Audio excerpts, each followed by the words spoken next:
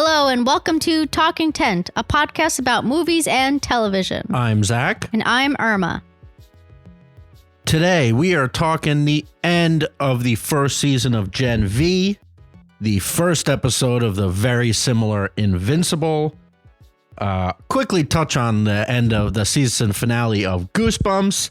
And on the movie side, we watched Nyad, a new Netflix movie based on true events about a marathon swimmer who swam from Cuba to the U.S. Quickly touch on Totally Killer, Kiernan Shipka's new-ish Amazon movie that's kind of like Hot Tub Time Machine meets Halloween. And finally, we will talk about the big one, Killers of the Flower Moon, Martin Scorsese's 3.5-hour long drama about the murders of the Osage Nation in the 1920s. But first, we'll start how we always start, with some marital bliss. Zach, what'd we do this weekend? Oh, she switched it up on me. What did we do this week? We talked about raisins. We talked about raisins. If you're listening, you get that. We went to my family. We visited some of my aunt and uncle and cousins up in Massachusetts, which was very nice. It's been far too long since we saw them, so it was nice spending time together.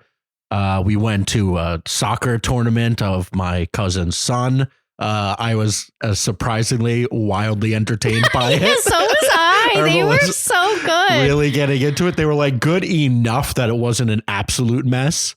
And then we also got the sideline drama, which was like made it so entertaining. I'm like, ooh, who are the parents we don't like? Yeah, there's some coaches that we did that were talked about, some parents. It was very fun. Little quick introduction into my cousin and his other friends who have kids of a similar age. And my cousin's son scored, which we actually missed, unfortunately. No, but then he scored again, even though that was questionable. But we had some lovely dinners. Thank you for serving us lovely dinners. We had a lovely breakfast. All around a nice time to see them. Yeah, it was great. Then what else? What else did we do? I think that was it. Did we do anything before that since we recorded last?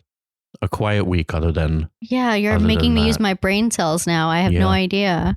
I don't think so. A lot of traffic going both ways. So no, home was easy. Yeah, coming home wasn't so bad. Then you got frustrated watching football. Ugh. And then I didn't ask, did the Jets win last night? I assume no. They can't even score a touchdown. It's insane. I watched till halftime and then I was like, I can't do this. Yeah, which is more power to you for lasting that long. I don't know why I torture myself. So how'd the second half go? Worse. Yeah, How's that possible? They can't score. The offense is terrible. The defense, eventually... He cracks a little bit, but even they were because they're on the field for so long. Yeah, exactly. They're like the main people on the field. It's ridiculous. Yeah. I don't know what's going on with this team. Very frustrating, but that's all right. Well, it really shows you when you have a bad quarterback how much the rest of the team just falls apart. Yeah, I mean, it's certain. I'd give him 60% of the blame. Yeah. So more than half, but there's a lot. The offensive line sucks also.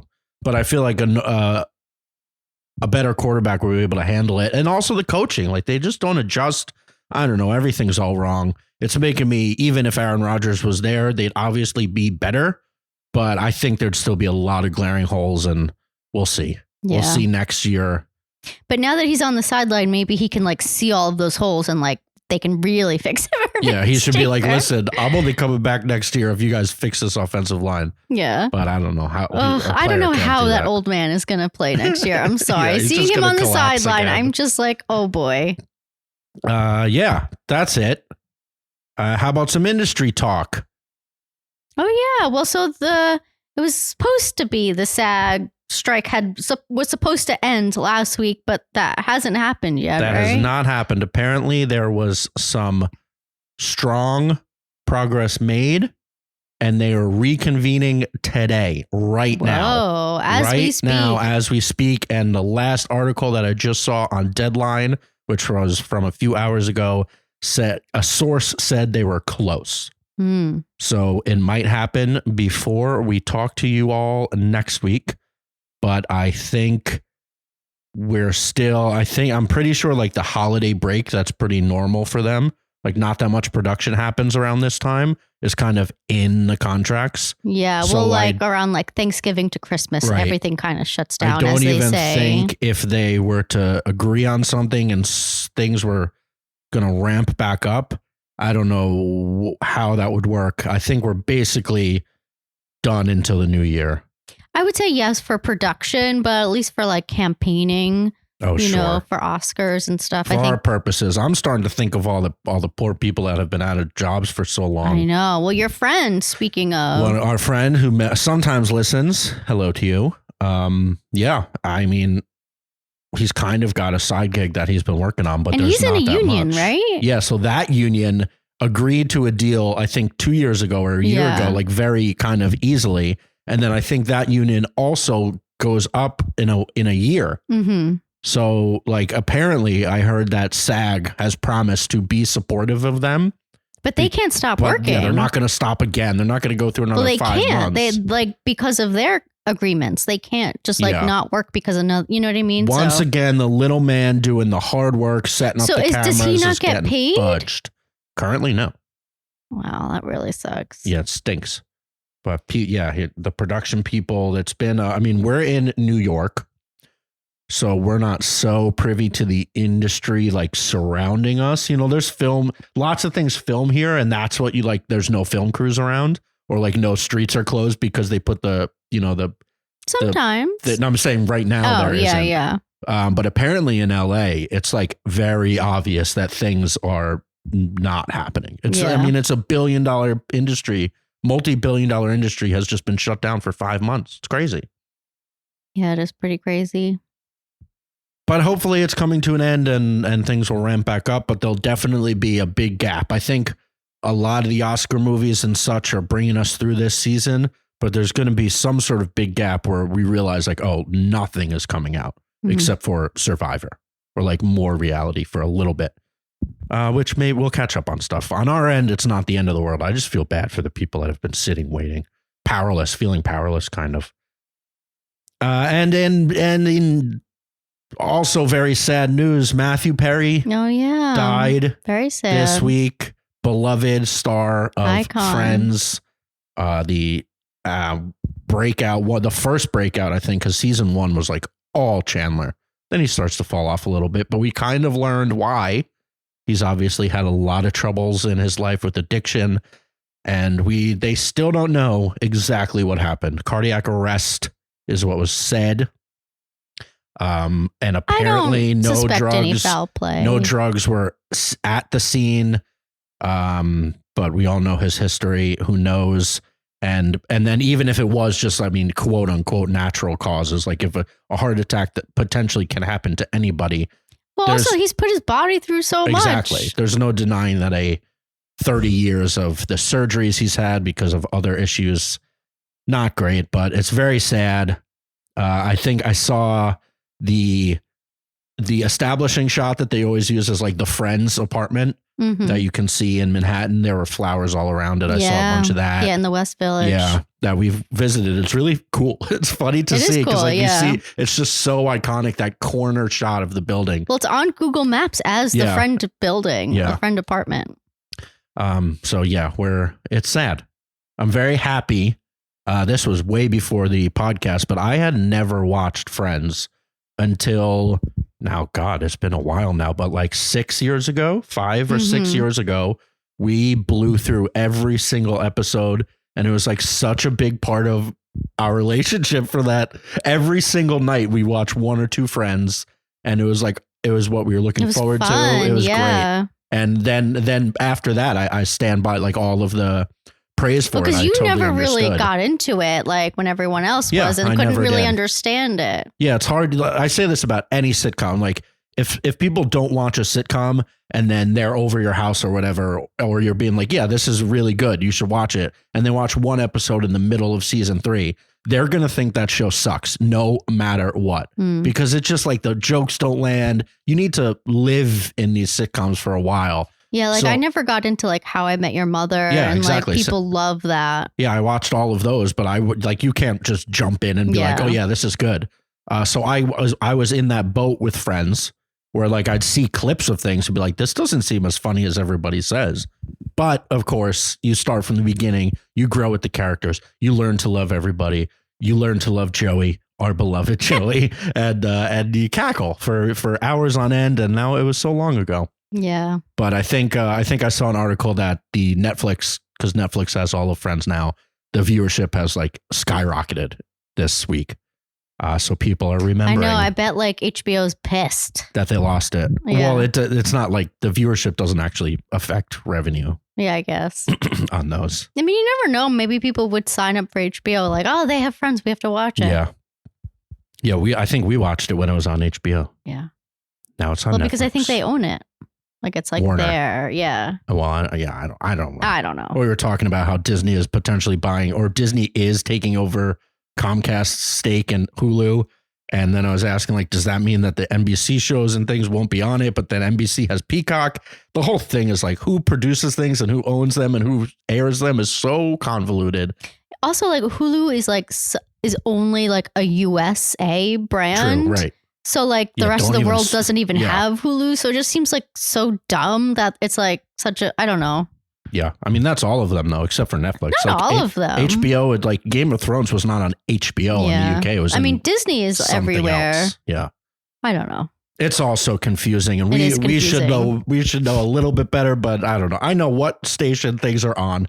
What service you don't even know what and, you pay for. No, I pay for so everything. Many. I know exactly what I pay for, all of it.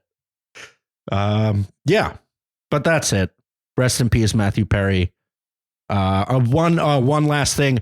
I had watched an interview with the two creators of Friends, and they were talking about how 2 weeks ago when she talked to him, he seemed very good. And I think the saddest part of this is like he was now dedicating his life to helping people that were in the same position as him, and obviously without as much of the luxury of money, how that can help. But it's sad that he had come to the point where he was ready to help others through this, and hopefully, I believe he would have, and now he can't.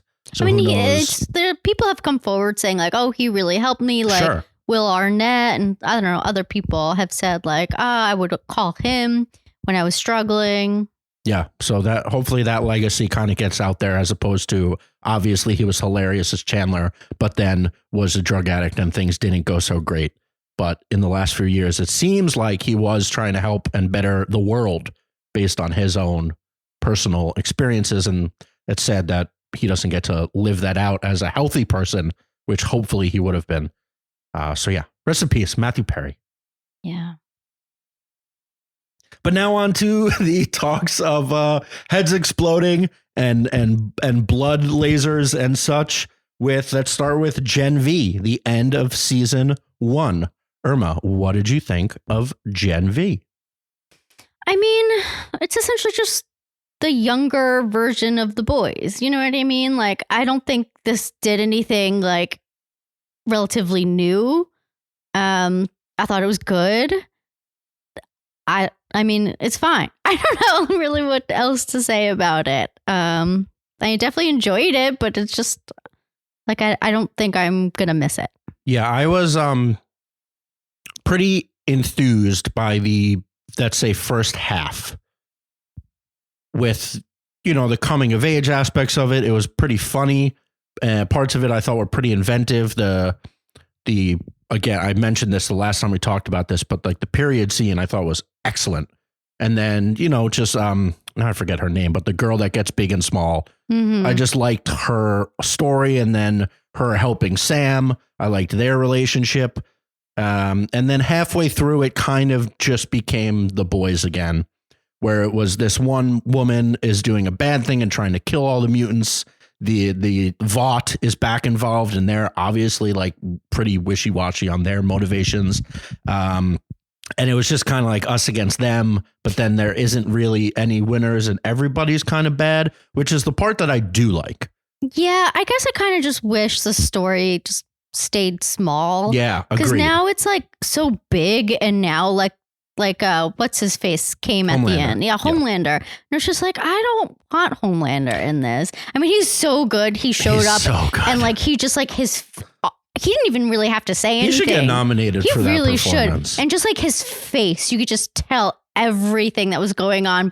I don't know. It was just great. He's so good. Yeah, just a little finger wag he does. Yeah. It's like he just is villain. A terrifying person. I don't think I could ever meet him. But yeah, I agree with you. Like saying what I did like about it was kind of just the coming of age characters with powers in a college. I agree with that. Mm-hmm. You know, fusing college tropes that we've seen plus, you know, these superpower tropes. And even when it became them trying to break Sam out of a prison, that was cool too, because it involved just how the different kids are going to get along and who's good and who's bad and what their motivations are. But then, yeah, it did kind of drop into just a little bit of a action thriller, blowing up heads, like many of the same characters. Yeah. I still did like it. And I liked how it ended. And I liked how, even though it was really similar to The Boys, I liked the part that was similar of it being like, there is no winners. It wasn't the superheroes came and solved it. It was one superhero tried to kill all of them. Some of them tried to kill a human. Some of them were trying to save the humans. And the 5 that we've kind of learned to like, although maybe it was 4 because they gave Kate and Sam Vought made the heroes, and then the other 4 are now, they're blaming them for all the atrocities, and now they're locked in a room and they don't know where they are. And I kind of liked that. And that Homelander was in it just enough. That's true. That's true. Obviously this is the world, and he had to come in. Well, because it got so big. Right. Because like so many people were dying. It's kind of like, well, they have to call Homelander or one of the other superheroes in to help like get everything under control. Right. And then the main guy came at the very end. Well, that was the stinger. A stinger, yeah. And he drops it, the classic C word. Lovely. Gave me a giggle. But yeah, I liked it. I think the beginning had more potential, and then it did kind of just do what all of these stories end up doing. Yeah.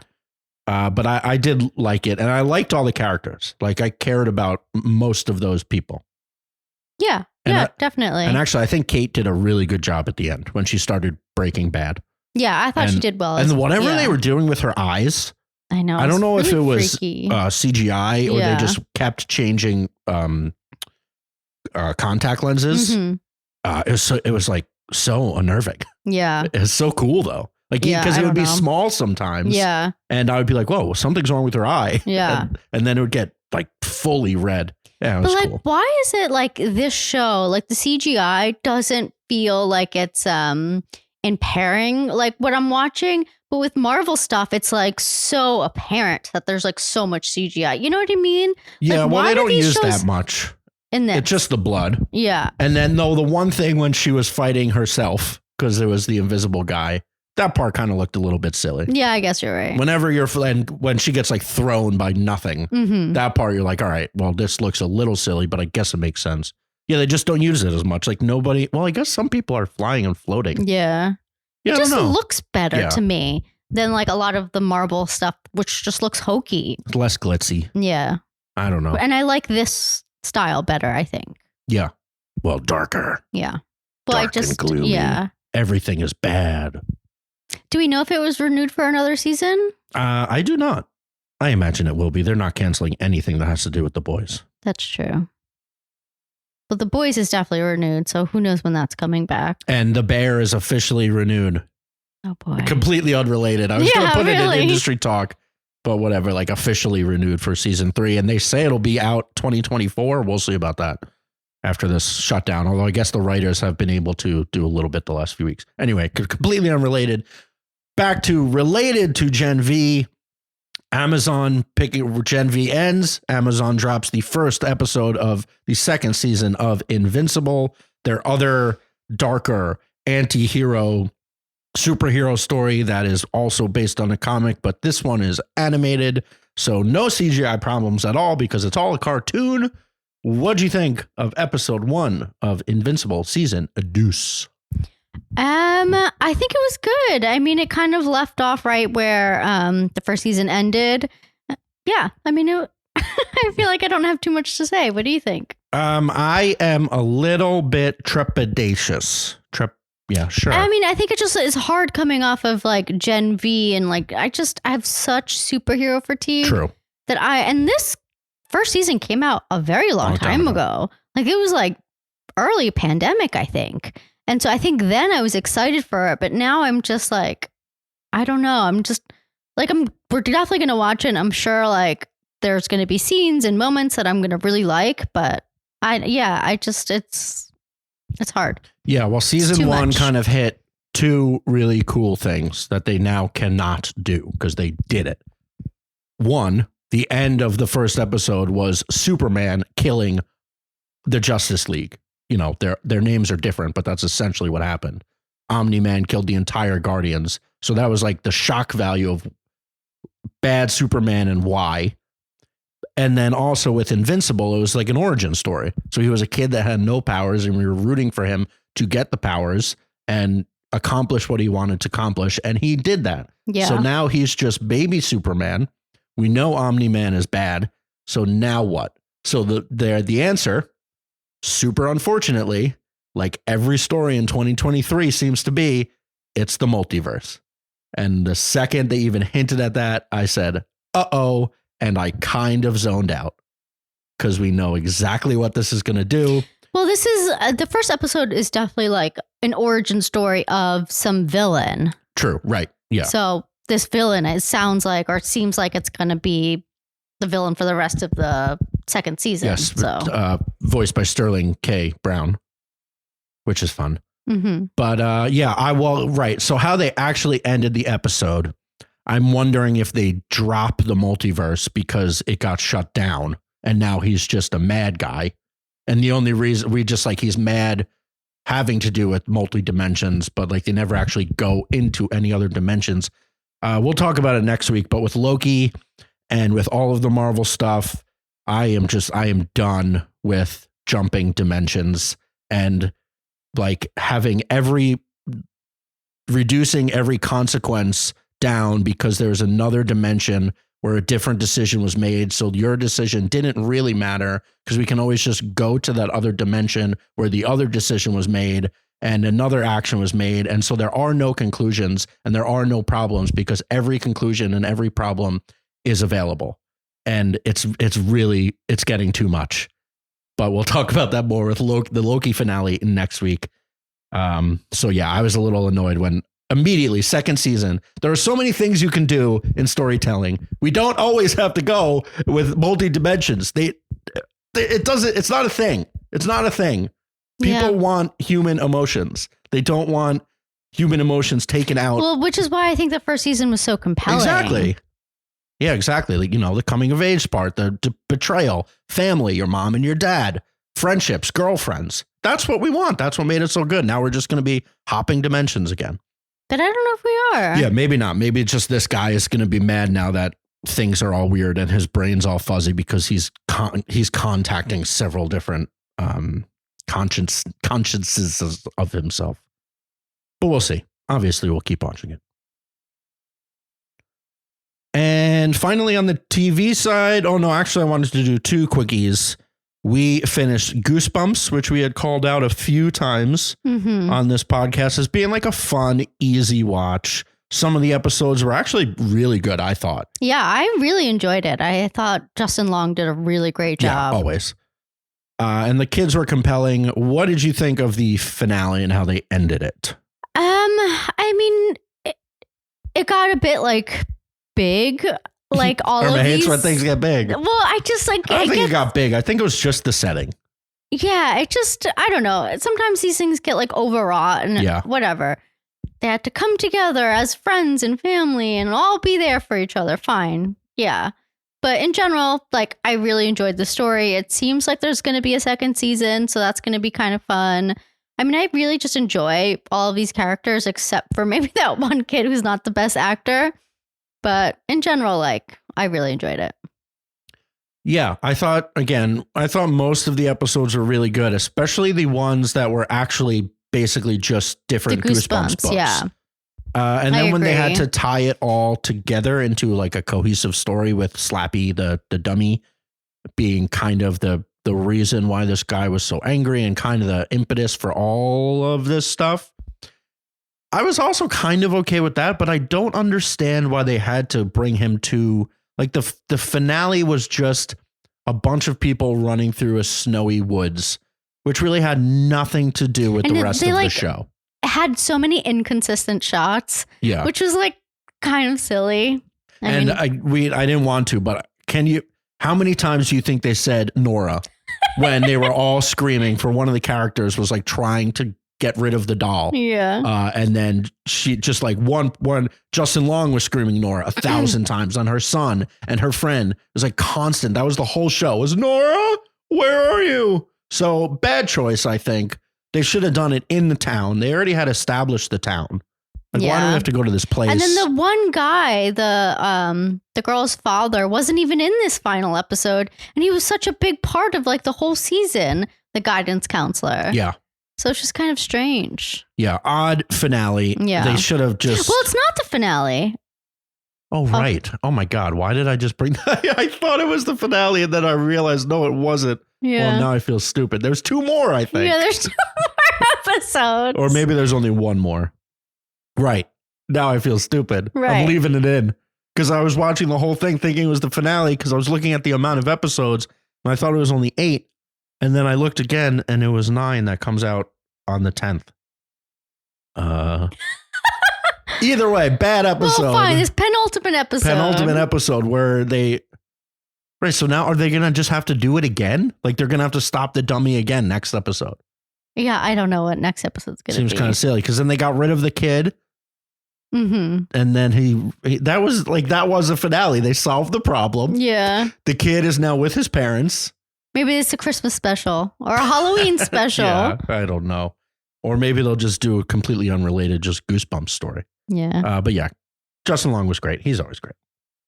And then I just wanted to mention I finally finished, not finally because it wasn't that long, but I powered through Our Flag Means Death, the pirate Taika Waititi show. And I kind of stand by when I talked about it in the Excitometer, I guess it was October's, maybe it was September's, that it was like fine. It was good, certainly not bad. And parts of it were very funny, but it was like the story is just the same thing over and over again, kind of like I lost track of how many times Rhys Darby's character and Taika Waititi's character are together and then they're apart and then they're together and then they're apart. And we just kind of do that. And their crews just switch back and forth.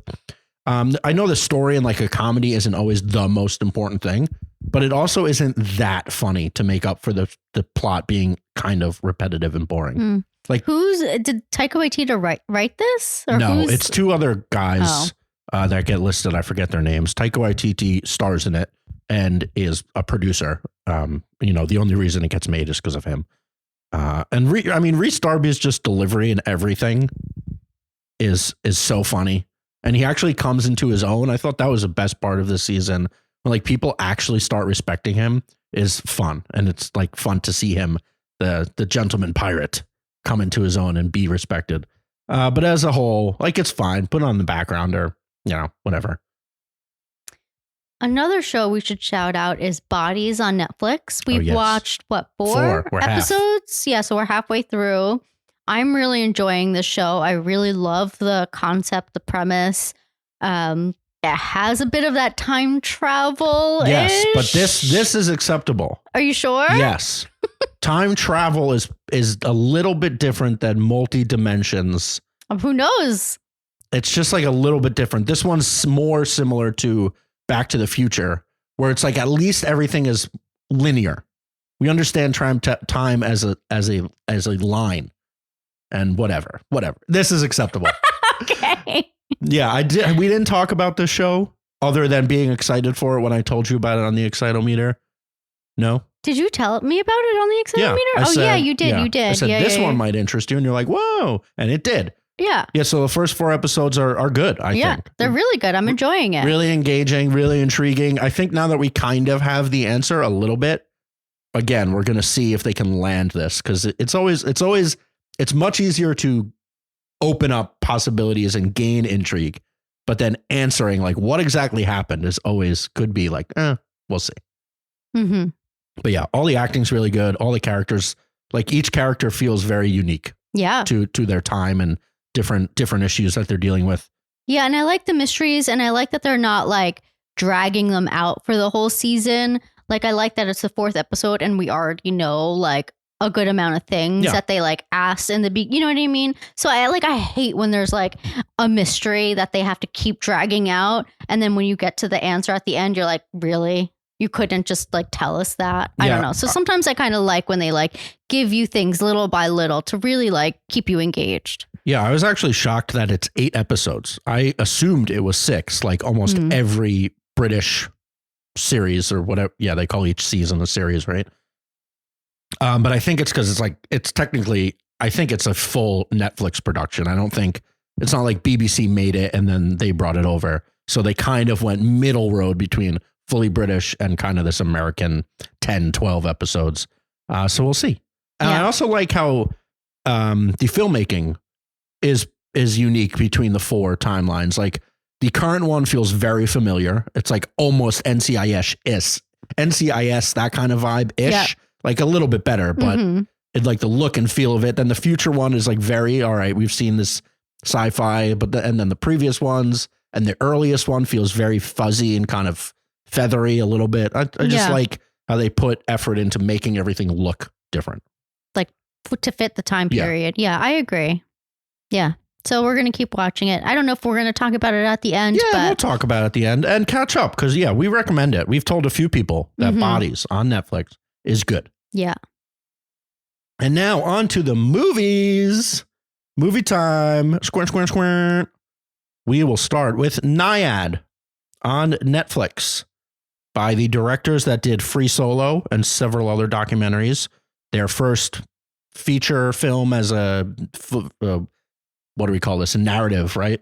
When they so not documentary. This is their first, narrative. It's a married couple, which is fun. But it is the story of Diana Nyad, who was a competitive swimmer who became a famous marathon swimmer, swimming the English Channel. She swam around Manhattan. She did all this crazy stuff. And I think when she was 29-ish in the 70s or 80s. 70s, I think it was. She tried to swim from Cuba to the Florida Keys and failed. And this story is about her as a 60-year-old kind of losing an appetite for life, I guess. They don't really say what she had been doing for the last 30 years, but it's not really important.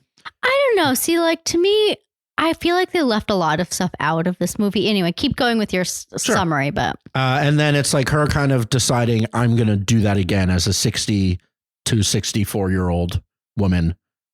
Prove, you say I can't do this. She's a very feisty and fiery and salty person, which they don't shy away from, which I like. Yeah, me too. I really like that. She, it's the story of her trying to do this again as a much older woman, obviously. And her coach and best friend, played by Jodie Foster, Bonnie, being there the whole time. So it is really a female friendship. But you didn't say who's playing Nyad. Oh, Annette Bening plays Nyad, and Jodie Foster plays her best friend. So it's kind of like a dual role, even though Annette Bening would be lead and Jodie Foster would be supporting when and if they definitely go for Oscars. Yeah. Yeah, I really enjoyed this movie. Honestly, like I didn't know the story at all. For some reason, I had it in my head that this was a movie about her, Diane Nyad, swimming the channel. Like English Channel. The English Channel, yeah, sorry. So I couldn't believe that this was actually about her swimming from Cuba to the Florida Keys. And that's and this is like her trials and tribulation of that. Right. But you were saying that you weren't thrilled. So it wasn't like a full picture of this person's life, which I think is fine. It was about the feat. I fully agree that it was about the feet, but even just like something maybe of like what she's been doing, because it sounded like she hadn't swam at all since trying the first time when she was 29, swimming from Cupid of the After Florida she failed Keys. that. Yeah, after she failed. And it just sounds like she just stopped swimming. So like, what had she been doing? Right. That's what I'm just like a little curious about, I guess. And then I just felt like in general, I don't know, the movie felt a little clunky to me. Like it just like I can't really explain it. I think Annette Bening and Jodie Foster did such an amazing job. Like they really carried the movie, and I was very impressed with Annette Bening's like drive. Essentially, like she was very convincing, and like I fully believe that she could have done this, even though she cannot. But I don't know. There were just like some parts of it just like didn't really feel flushed out. Yeah, it's not the best movie. Yeah. Like it was definitely, I kept thinking of like, it's just one of those movies. Like it happened. It's a nice story. Mm-hmm. They don't really dive into much of the badness of the story. They hint at it because there's some trauma that this woman definitely went through. Oh yeah. And they kind of glaze over it. Which is fine. Like that's just not the movie they were making. They were making a Netflix movie that a lot of people are going to see and a lot of people are going to enjoy. And that's kind of become standard for Netflix.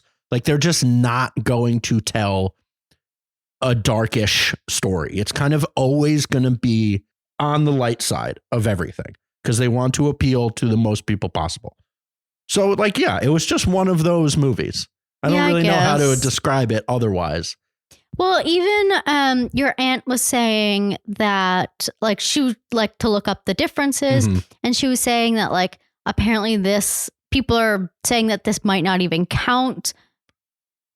Sorry. Yeah. No, you're right. I looked it up also. So like there's a society of marathon swimming that has specific rules. And apparently this swim is not ratified.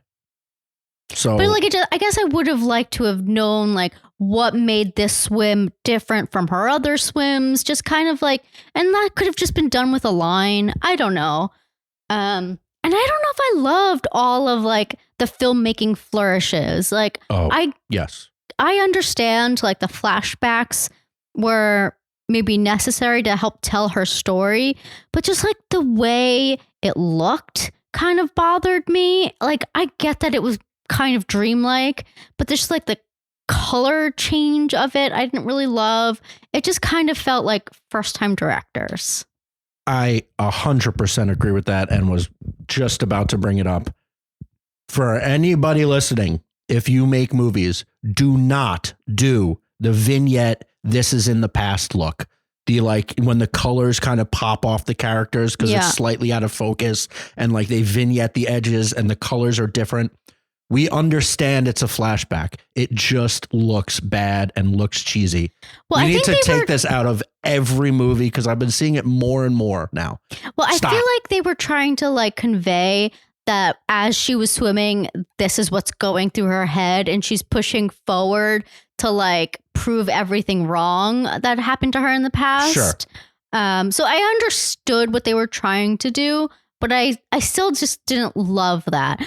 I have to say what I did like is that because apparently like when you're swimming for this long and whatever, you start hallucinating. And I actually did kind of like the hallucinations, how they did that. I thought they were fun. That I'm fine with, even though they also looked silly. But like they look silly, but that's the point. Yeah, that's kind of like we've seen that also with like drug trips and stuff. Like how do you illustrate or show like an acid trip? And it's always weird. Yeah. But like a full hallucination when you've been swimming for 30 hours and you barely eating and your body is shutting down. Like, I don't know what she sees. You see colors and it's madness. Yeah. But yeah, the past, we understand when things are flashback. You don't have to do that stupid flashback filter. Drives me nuts. Yeah. And then so on the Oscar side, and I think we've decided that the last episode of each month, so 2 from now, I think, because we have too much to talk about next week, we're going to add a section called Oscar Talk. So we're going to talk more. We're going to dive into certain things about Oscars, but I think we can briefly, because we're already talking about it, Jodie Foster and Annette Bening are being discussed. They're in the runnings. Obviously, they can't campaign about it. I think Jodie Foster has a much better shot at being nominated. But then even her, like the beginning of the story, I thought she was really good because she's like really funny. She's feisty. She's like the opposite of this really overbearing person. And then like Annette Bening kind of does one thing. But the reason that she would get in, I think, is because of the physical stuff. And like, not that she was swimming the whole time, but she was certainly swimming a bunch of the time. Yeah, like I found it very believable. Yeah. And just like, you know, obviously the makeups and her working and her like very believable being completely obliterated in the water, but still going. Like when you're barely conscious of what you're doing. I can't even imagine swimming for 58 hours. Like it's mind boggling. And then just her ability to kind of show that exhaustion that outside of her talking, I think often people are nominated for how well they talk. And I think her nomination would be for her physical performance. Yeah. Yeah. I think Jodie Foster is the favorite out of these two to get nominated. I mean, I hope Annette Bening could also squeeze in there, but I think like the lead actress race has a lot. Lead actress is stacked. More going on. So we'll see. But yeah, we didn't ruin it, but I think it was good. It was one of those movies. Yeah, it's definitely like a very easy to watch, good on a Saturday night with family. Exactly, like, but not stupid because sometimes that can become stupid and hokey. Definitely good. Yeah, but just like not the best thing I've seen. And then on the plane, and I think I didn't talk about this because we didn't talk about anything last week because it was the Excitometer. On the plane to San Francisco, on the plane home, I watched the Kiernan Shipka movie Totally Killer. That's on Amazon that I'd seen kind of making the waves on social media as it's obviously geared towards the youths. And I got to say, I really liked it. It was kind of, they mentioned Back to the Future a lot, which is a fun reference because they go back in time and they reference like she is referencing Back to the Future to explain what's happening, but she is in the world before Back to the Future comes out. So they don't know what she's talking about, which is, I thought, very fun. But it was like a hot tub time machine because it was kind of funny. Meets Halloween because it's a slasher and it's about a killer. And I just thought like they did a lot of jokes about the 80s and how a lot of things in like 80s media and just how people worked and how people acted just does not fly in 2023 anymore. Just, different jokes that were so normal to them. And like, it just kept coming up like, oh, geez. But they would like show it right on the face and our modern characters be like, yeah, you can't do that anymore. But I thought it was really fun. There's a fun mystery in it. It's a whodunit. And should I watch it? Yeah, sure. You think I could watch it by myself? Oh yeah. It's not. It's more funny and like goofy. So it's a group of characters. It's not just Kiernan Shipka. Yeah, it's Kiernan and her friends. But yeah, and then like the friends' parents are in when she goes back. But then one of the friends, it's a group of people because also several people get killed. But it's fun. And Kiernan, I feel like, has a really interesting career. Oeuvre. Well, she like is like the slasher queen now, but also isn't that girl? No, Emma Roberts. Emma Roberts is more, I would say. Or what about that girl who's in Pearl? Yeah, people love her. Yeah, but she's like the horror queen. Yeah, Mia Goth has become like the horror go-to, but that's more like indie, kind of actually scary, really fudged up horror. I think Emma Roberts has become a scream queen as she starred in a show called Scream Queen, and now she's in all of the American Horror Stories. Is Kiernan Shipka in other horror movies? Well, isn't she Sabrina? Oh, true. So maybe she's like the witchy one? Softcore horror is Kiernan. Yeah. But yeah, she's had like, so obviously she comes from Mad Men. And she was always like, it always felt like something was going to happen with this girl. And then it's kind of like, she's not a huge star, but really nobody is a huge star at her age anymore. There's like Zendaya and Jenna Ortega, basically. I'm like, who else? Tom Holland. But it's maybe hard. That you know of. Sure, but right. But like, so, but yeah, she is. It's seemingly based on the amount of press and like attention this movie is getting. She is like in the zeitgeist of the younger generation. I'm not sure why, but I do like her. And I think she's really good in everything. She has like a very specific affect. But the way she talks a little funny. It's like a little flat. Yeah. But that's just how she talks. Yeah. So you just get used to it. And in this one, I actually thought she was like a little less flat. And I don't I don't mean it in like a bad way that she's a little flat. But yeah, she was like much more animated in this movie, but it was also a slasher. So she was having a little fun with it. But another one. Yeah, I didn't say anything about the plot. I would recommend it. It's fun. You said a lot about the plot. Yeah, but not like actually what happens. Like, okay. Yeah, I didn't. That's like all in the trailer, and it's on Amazon. Easy peasy to watch. All this stuff's easy peasy, except for this one. So now let's get to the big boy. Oh boy, I don't think the listeners are ready for your takes. No. The movie that who knows how many of our listeners have even seen, which is why we left it to the end. Because it is 3.5 hours, no intermission, specifically Killers of the Flower Moon. 3.5 hour Martin Scorsese's latest movie, Killers of the Flower Moon, about the Osage Nation murders in the 1920s. Some movie theaters were putting an intermission in the middle of this 3.5 hour movie. I don't really know the logistics, but I assume they just stopped the reel. Put something on the screen with the digital cameras, digital projectors, and let people leave. And apparently Scorsese and Apple sent like cease and desist letters to these theaters. But I think that is dumb because I think like Quentin Tarantino did with The Hateful Eight, work an intermission into a movie that is this long, especially if you actually want people to go, because nobody is going.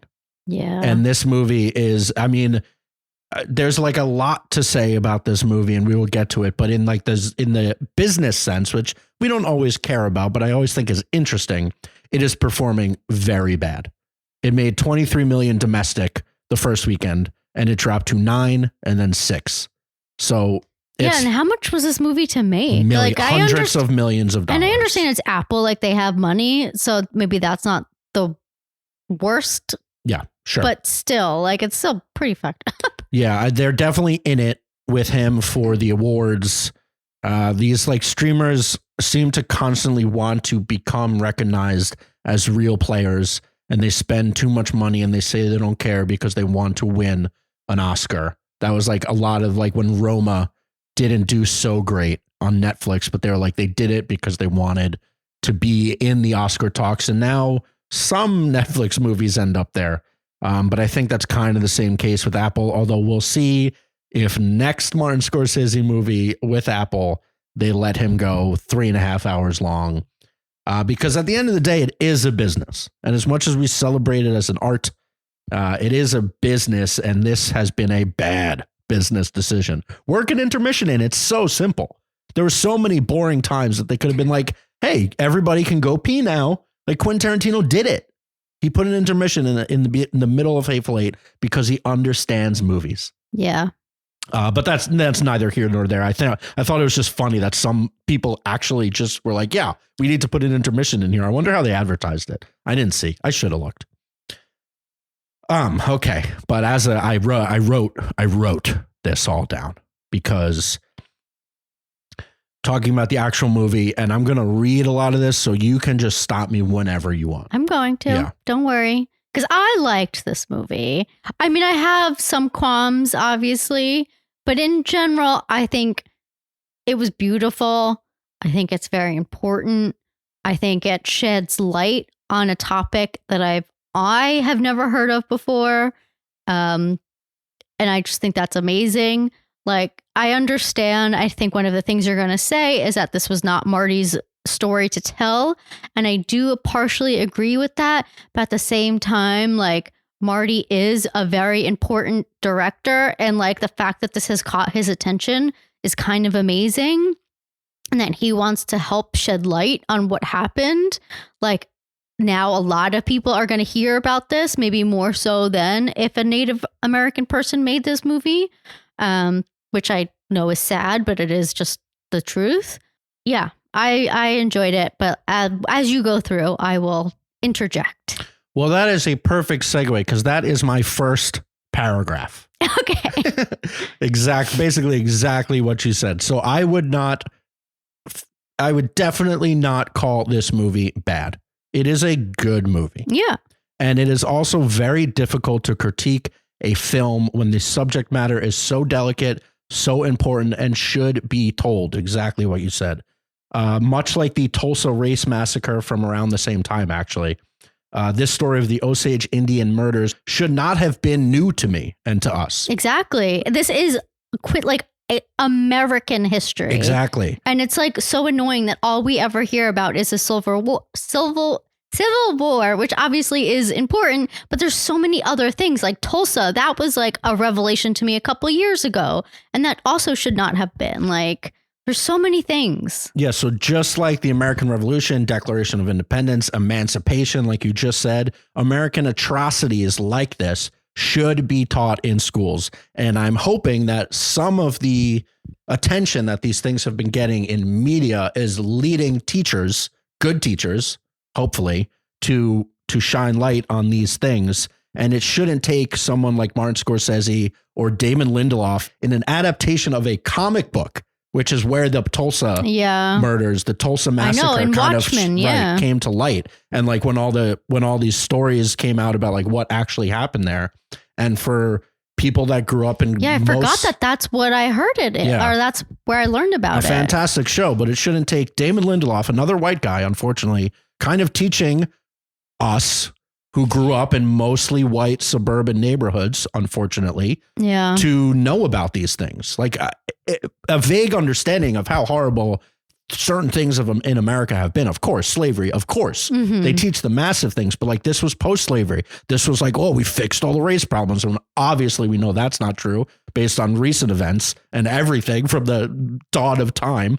But like these are very monumental things that should not just be coming to light to a massive swath of Americans because Martin Scorsese read a book and wanted to shine light on this story.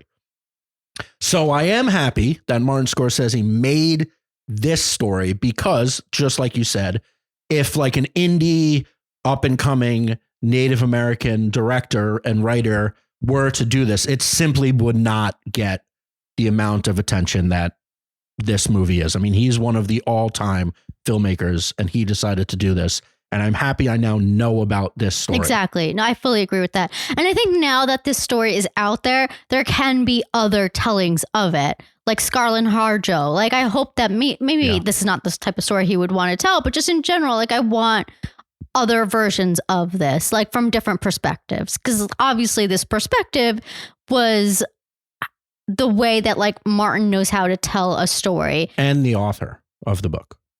Well, that was so the book was told from the FBI perspective. This movie was told from essentially the bad guys of the story, which were Robert De Niro and Leonardo DiCaprio. Like it wasn't told from the perspective of the people of the Osage Nation, which their perspective would have been obviously like so welcome. But that's not Martin Scorsese. He can't do that. And I think that would have felt inauthentic. Yeah, but he kind of told us he did. Because at the beginning of the movie, Marty comes on the screen and says, "Thank you for watching. We filmed all of this in Oklahoma. We worked personally with the Osage Nation and the Native Americans and the people to make sure that their story was told." And this kind of brings me to my overarching critique. And you kind of mentioned it, that I had said walking out of it, it's like, I'm not sure that was his story to tell. And that isn't only because I think like only black people can tell black stories and only Jewish people can tell Jewish stories. I think that's a bad thing to like, people need to be able to tell their stories. But I think he was too scared to actually tell this story. And the whole thing felt like he was at an arm's reach from it. He was very distant. The filmmaking was very separate.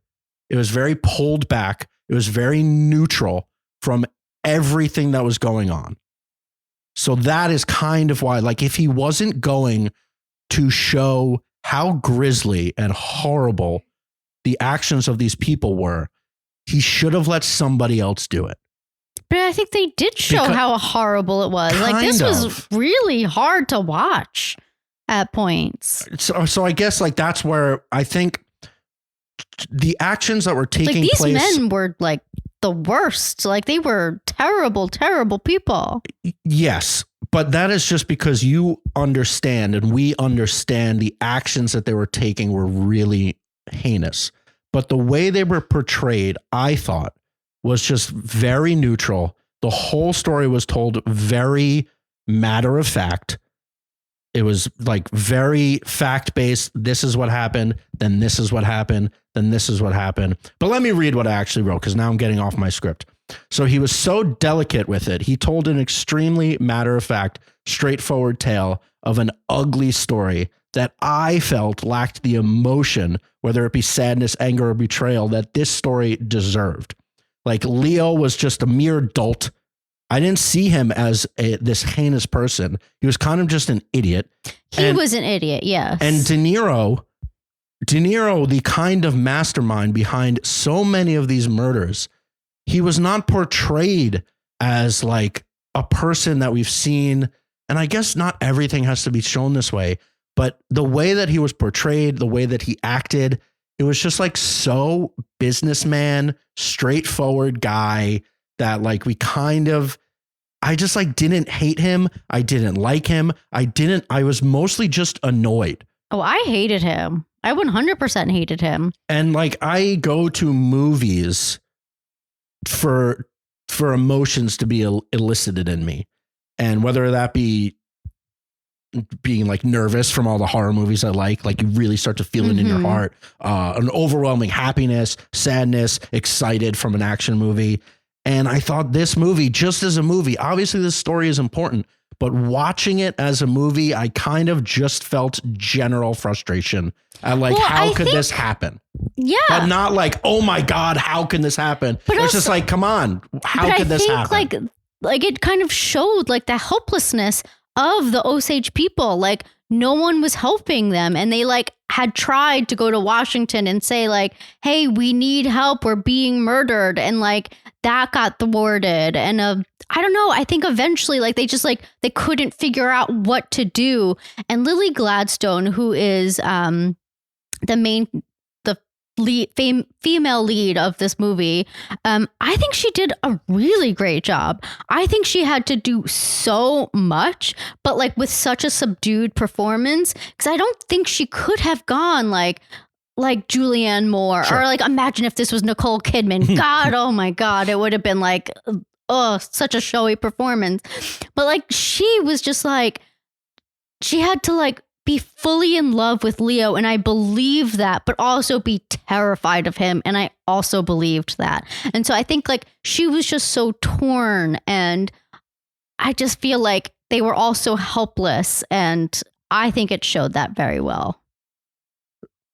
Okay. I mean, I think that's fair. I think it's fair for anybody. Again, I'm not saying it's bad. I'm just kind of saying what I took from the movie, and I don't want to say you're wrong, obviously, but I think that but you are. No, but like that perspective and what you're saying is 2 weeks of thinking about how you interpreted the actions in the movie, and not no, that's how what you I always felt thought while watching it.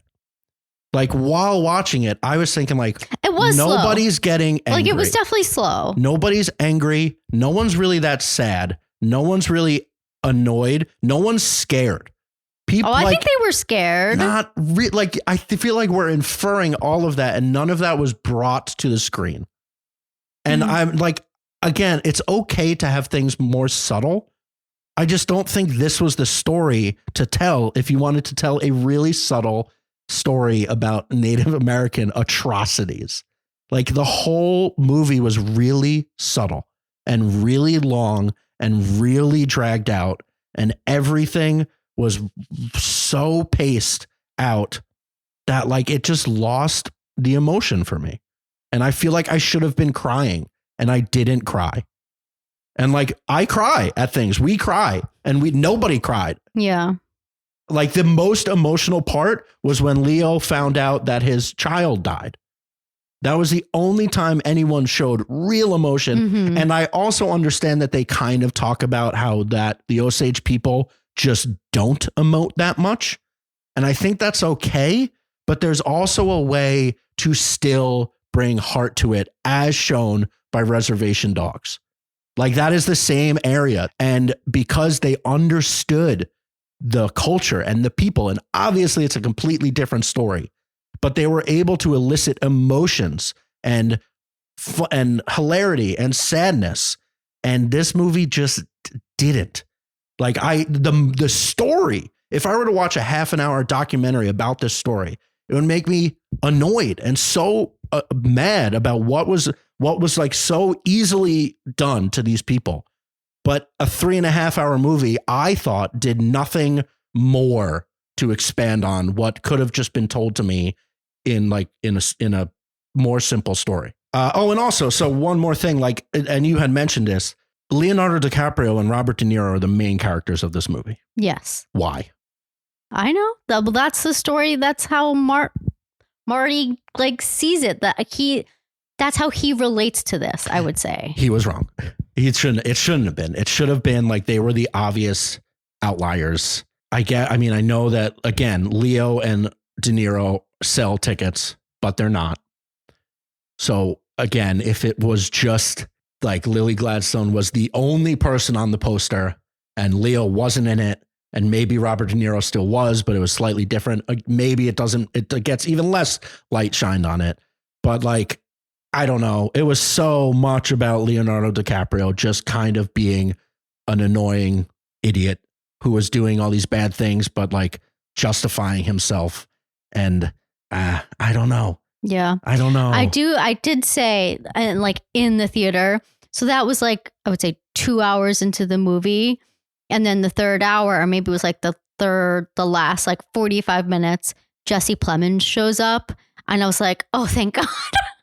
Because Jesse Plemons, not that he's always a delight, but I do genuinely enjoy him. He just has like a kind of a carefreeness to him. And there were new characters that were added. And I also think like knowing that he was there, like he played the FBI agent, he played what essentially the book was written, like the perspective the book was written in.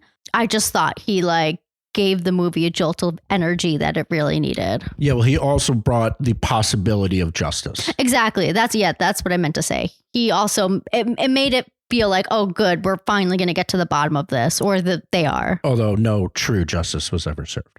But yeah, like that was also part of it.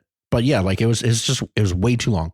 And then the filmmaking things that I kind of wanted to point out, because a few of the comments that I have about it being kind of neutral and straightforward, I think were on purpose. Again, I think like Marty wanted to tell this story and have people infer what they want to infer from it, which in theory is fine, but not for 3.5 hours. And I also think that he wanted to have the movie look and feel somewhat of the time.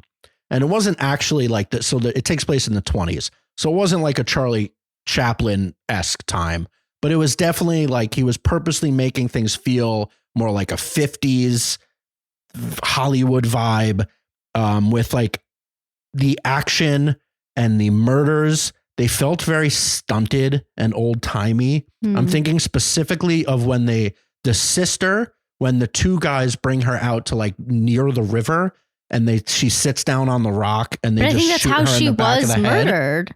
I'm not saying it wasn't factually correct. I'm saying the way that they filmed it, it was like they took out the gun, shot, she collapsed. There was no blood. There was no gore. It just was what it was, like very much how they would shoot it in the 50s and 60s. And then the guys scampered away. And like with something so grisly and horrible, I just wanted it to feel grisly and horrible and not just, wow, that sucks. Like that is so crazy. I wanted to feel how horrible it is. And I just did, like, it didn't elicit the amount of ugliness that all of these actions were. Like it was a very gentle movie about something so horrible. And like that scene in particular reminded me of like old capers or Westerns you'd see, from like the 60s, like when they would do their gun battles, and like it just wasn't serious. Like all those shootouts and stuff, they weren't serious. And the way that he shot a lot of that felt too similar to that, and like too neat and too neutral. And then on the same note, you came out of it and you said you liked how they did this, but I really hated I loved how it. they ended it. I loved it. I'm criticizing a lot, but like, again, I think this is a good movie. I'm just holding it to a much higher standard than normal. I thought it was so cool, actually. I thought it was very creative. Essentially, at the end of these type of movies, they did it in Schindler's List. They'll have like, what is it? Like the text that tells you what happened next over like some sad ass music. Yeah. What's with the dude? Well, why are you getting mad at me? No, I'm not. But the way Martin Scorsese did it was he didn't perform it, but it was like a radio show, like telling the news, essentially. Right. So, again, upwards of 100 people have been murdered. They don't show all that, but the story is like so many people have been murdered. Lands have been stolen. Money has been taken from people that had it. Yes, I guess I see what you're saying. Again, it is a horrible, horrible story. Yeah. And instead of like, even if you find some of this cheesy, like sad music over text of how this all kind of concludes, it felt pandering to true crime podcasts of today. Mm-hmm. And like, I thought that was just really, really unnecessary. Like with how popular those things are. And we're making like true crime stories and sensationalizing all of this horrible shit that happens in the world. That's what it felt like. And then on top of that, we had all white actors. And I think, again, he was like trying to be of the time because that's what it would be. But like, we are no longer in that time. We need to move past that and be like, you can't just show on stage all white actors doing these, like they were imitating Native American voices within the telling of the end of that movie. Oh, I don't think I noticed that. Yeah, because a bunch of the actors were playing the characters that we had just seen as true Native actors, but they were doing the voice like they would have at the time. So like, that's what he was trying to get at. He was trying to match up a true crime podcast of today to like a radio show of yesteryear, which is fine, but not in this story. This story is horrible. Like Steven Spielberg did an Ed Schindler's List by doing a dramatic reenactment of Auschwitz. He ended it by putting stones on the graves of all of the people. Yes. And then this brings me to the last point that I brought up with Irma when I came home. This group of directors that Martin Scorsese is a part of. So let's say George Lucas, Steven Spielberg, Scorsese, Brian De Palma, a few other guys. I think outside of Schindler's List, and so Spielberg, I kind of put on a different place. None of them have made an emotional movie, I don't think. Correct me if I'm wrong. But like a truly emotional movie. Certainly not Scorsese. He has a lane. He's very good at it. But this ain't it. And it just didn't work for me. Like the emotion was not there. And I can obviously be annoyed. And I think the audience, and I think a lot of people disagree with me. I and think they Steven felt Spielberg has made. No, I'm putting Spielberg in a different class because obviously Schindler's List. And then lots of other stuff. Yeah. Because he was always more family oriented and like human emotion and stuff. But yeah, I don't know if this was the story for Scorsese to tell, and he did not need to make it 3.5 hours long. Every single scene was 5 minutes too long.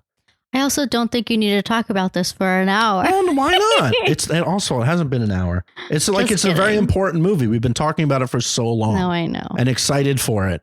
And it kind of let me down. For example, like I went to the bathroom at one point and I'll like run back. I was taking my time. We hadn't even begun the next sentence of dialogue when I came back. You don't know that. I do know that because nothing happened. Like I didn't have to be like, did I miss something? Like, no, nothing happened. Okay. And like, yeah, so the story was not that complex to have to make it this long. You're really harping on the length. Well, the length is 3.5 hours long. It's like one of the longest movies ever. Well, I think Why? a lot of people are waiting for it to be available on Apple Plus so they can watch it on their own time, so they could parcel it out, which They can I make their think own intermissions. exactly, which I think kind of makes sense. But yeah, so like, but also like I liked seeing it in the theater. It forced me to watch the whole thing and like be just in it, you know. Because if you watch it at home, then I will break it up and like then I just like will not be into it as much. I don't think that's true though. We've watched so much TV where I'm so much more invested watching a half an hour a week than this movie made me feel. Okay. But yeah, like why this could have been a 4-part miniseries, and they could have even made it longer. They could have made 4-hour-long episodes. So as of right now, when I'm looking at, again, we're going to talk more in depth on Oscar predictions and such as we get closer and closer to it. But right now, it seems like it's a Nolan versus Scorsese off. And I think that rhetoric is actually going to fade.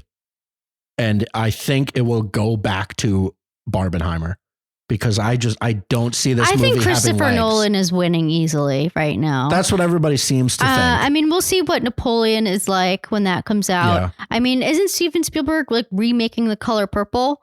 Yes, that's in the running. Exactly. Too. So I don't know. Yeah, I just like sometimes I'm wrong, but a lot of times with these awards movies when they come out and like at first there's a hype around it, and I have a little bit opposing views. And there's also a Fincher movie this year. Like I don't know. He's always like Social Network was kind of the outlier of him getting big acclaim and awards. No, races. Mank. Oh right, Mank. Yeah, you're right. But yeah, as of right now, it seems like you got a Bayhive versus Swifties of Nolan versus Scorsese. And if that's the case, Nolan for days and days and days, at least for these two movies.